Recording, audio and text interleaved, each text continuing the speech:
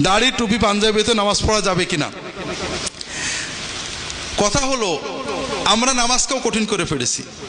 দাড়ি টুপি পাঞ্জাবি সব কিছু লাগবে। আচ্ছা, খালি গায়ে নামাজ পড়া যাবে না? হবে না?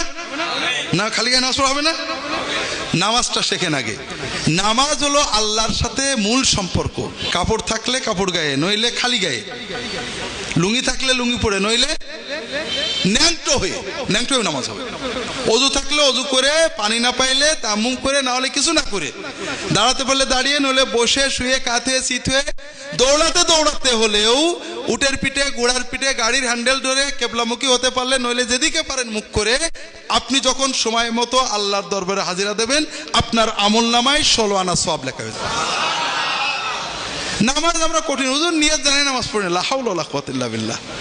সূরা ফাতিহা আত্মাতে কিচ্ছু জানেন না, আল্লাহু আকবার বলে দাঁড়াবেন, শুধু দাঁড়িয়ে আল্লাহু আকবার পড়বেন, রুকুতে আল্লাহু আকবার, সিজদায় আল্লাহু আকবার, ওটাতেই নামাজ হয়ে যাবে, আপনি 16 আনা সওয়াব পাবেন। তবে আপনাকে শিখতে হবে, আপনার সাধ্যের ভিতরে তাড়াতাড়ি শিখতে হবে। কথা কি বুঝতে পেরেছেন? টুপি দাড়ি পাঞ্জাবি ছাড়াও নামাজ হবে, তবে দাড়ি রাখা ওয়াজিব।